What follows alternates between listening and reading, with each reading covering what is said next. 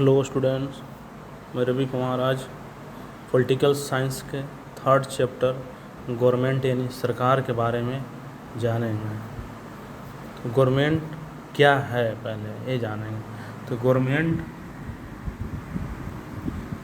है जो कुछ निश्चित व्यक्तियों का समूह होता है जो राष्ट्र या राज्यों में निश्चित समय के लिए और निश्चित सिस्टम के द्वारा शासन किया जाता है, वही गवर्नमेंट या सरकार कहलाता है। ठीक है।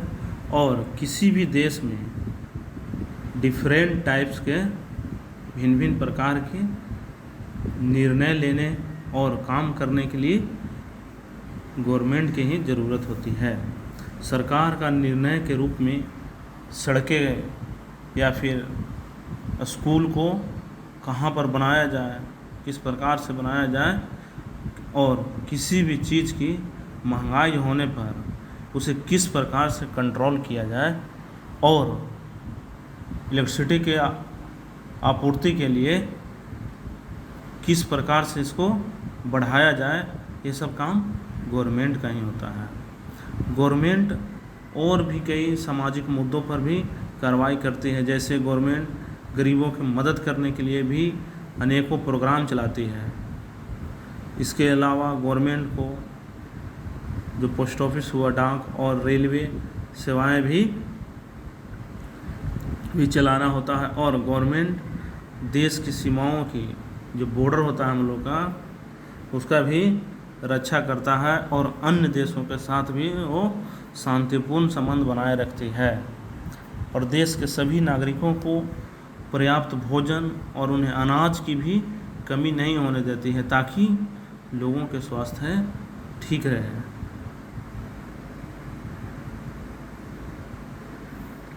और जब किसी भी समय देश पर प्राकृतिक आपदा जैसे में सुनामी आना या भूकंप आना, जैसे में अभी आ गया है कोरोना वायरस, ये सब की स्थिति में गवर्नमेंट जितना भी पीड़ित लोग हैं वो सबकी सहायता करती है। और जब कहीं भी झगड़ा या विवाद या फिर अपराध होता है तो उसका भी निपटारा कोर्ट में होती है, जो सरकारें ही होती हैं, यानी गवर्नमेंट ही होता है।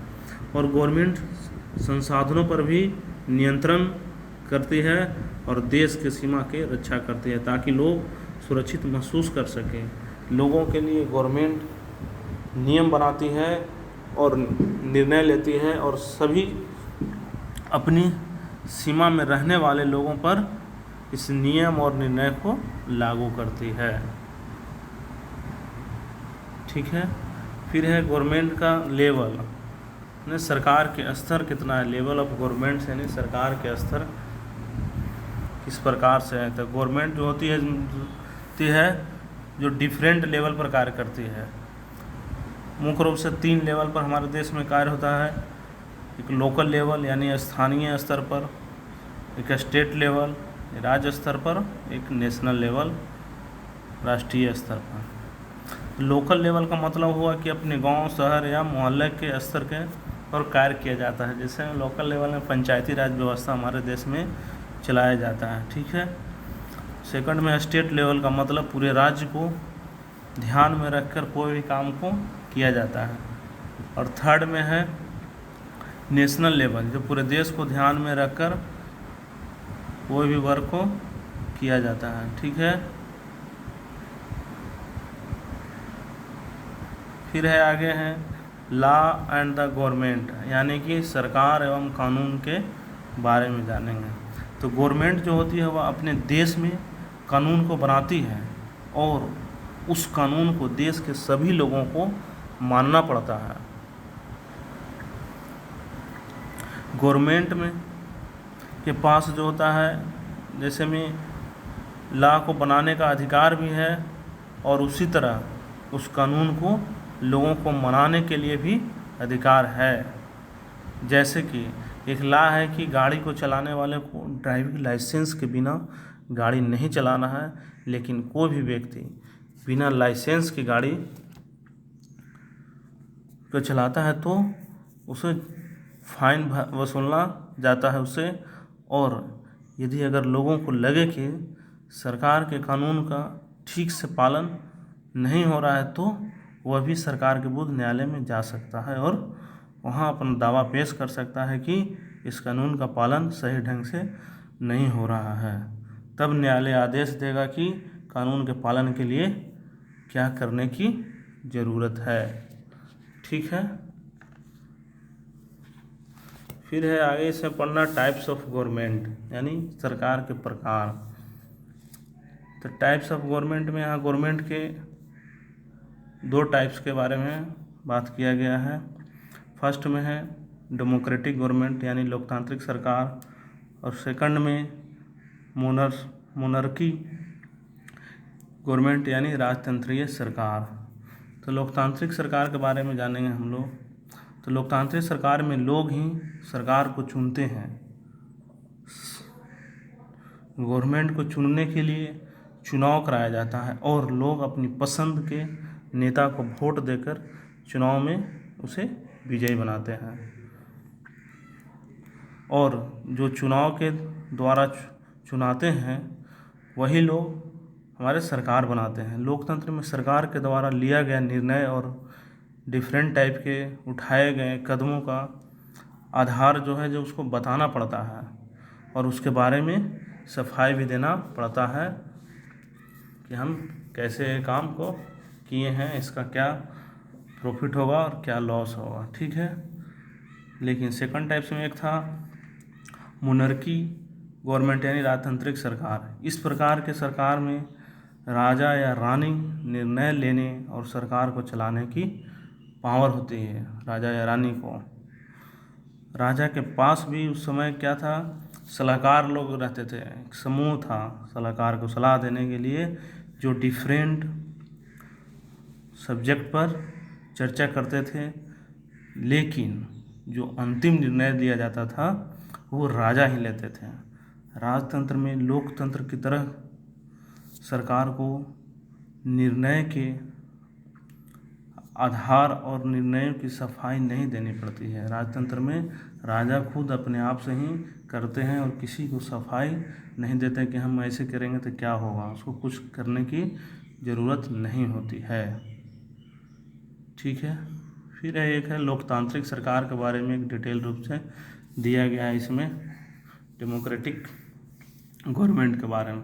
तो भारत में एक क्या है, एक डेमोक्रेटिक गवर्नमेंट है। तो लोकतंत्र को पाने के लिए जो था हम लोगों ने बहुत ही संघर्ष किया था। लोकतंत्र में सरकार को चुनने की पावर जो होता है जो जनता के पास ही होती है, इसलिए लोकतंत्र को जनता का ही शासन कहा जाता है। इंडिया में अप्रत्यक्ष लोकतंत्र यानी इनडायरेक्ट लोकतंत्र है जिसमें जनता शासक को चलाने के लिए अपने प्रतिनिधि को चुनती है और प्रतिनिधि लोग ही मिलकर गवर्नमेंट को चलाते हैं। इसमें एक बात आया कि लोकतंत्र, तो लोकतंत्र के टाइप्स के बारे में भी जान लें हम लोग। तो डेमोक्रेटिक्स के 2 टाइप हैं, एक है डायरेक्ट डेमोक्रेसी हो, दूसरा में है इनडायरेक्ट डेमोक्रेसी। तो डायरेक्ट डेमोक्रेसी में जनता सीधे सरकार को चुनती है और इनडायरेक्ट डेमोक्रेसी में जनता लोग अपने प्रतिनिधि को चुनते हैं और प्रतिनिधि ही गवर्नमेंट को चुनती है। इस प्रकार से हमारे देश में इनडायरेक्ट डेमोक्रेसी यानी अप्रत्यक्ष लोकतंत्र है। ठीक है, लोकतंत्र में सभी जितना भी वयस्क लोग हैं, वयस्क नागरिक हैं, अर्थात जिसकी उम्र कम से कम 18 वर्ष से अधिक हो गई हो, वो वोट देने का अधिकार होता है, उन लोग के वोट दे सकते हैं। लेकिन बहुत पहले क्या था, ऐसे सभी को वोट देने का अधिकार नहीं था। औरतों, गरीबों और अशिक्षित लोगों को उस समय वोट देने का अधिकार नहीं था। इस कारण कुछ बड़े लोग और जो पढ़े लिखे थे, जो पैसे वाले थे वही सरकार को चुनते थे। और जब इंडिया में आज़ादी से पहले बहुत ही कम लोग ही वोट देने का अधिकार था, इसलिए जनता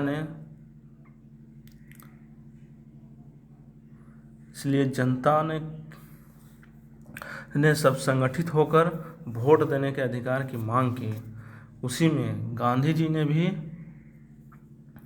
सभी को वोट देने के बारे में 1931 में एक यंग इंडिया पत्रिका है, गांधी जी का ही प्रकाशित किया गया है, उसमें लिखा था कि मैं यह विचार सहन नहीं कर सकता कि जिस आदमी के पास संपत्ति है वही वोट दे सकता है, लेकिन वह आदमी जिसके पास चरित्र है पर संपत्ति या शिक्षा नहीं है वह वोट नहीं दे सकता है, या जो दिन भर अपना पसीना बहाकर ईमानदारी से काम करता है वह वोट नहीं दे सकता है, क्योंकि उसने गरीब आदमी होने का गुनाह किया है।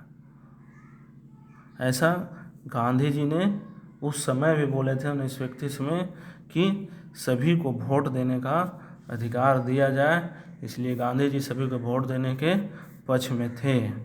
और इसी प्रकार यूरोप और अमेरिका में भी सभी को वोट देने का अधिकार नहीं था, तो वहाँ पर महिलाओं और गरीबों को वोट देने का अधिकार नहीं थे। तो प्रथम विश्व युद्ध के दौरान महिलाओं ने इसकी मांग की और एक आंदोलन चलाया जिसे महिला मताधिकार आंदोलन या सफरेज मूवमेंट कहा जाता है। सफरेज का मतलब ही होता है वोट देने का अधिकार। इस प्रकार से वहाँ के महिलाओं ने वोट देने का अधिकार हासिल किया।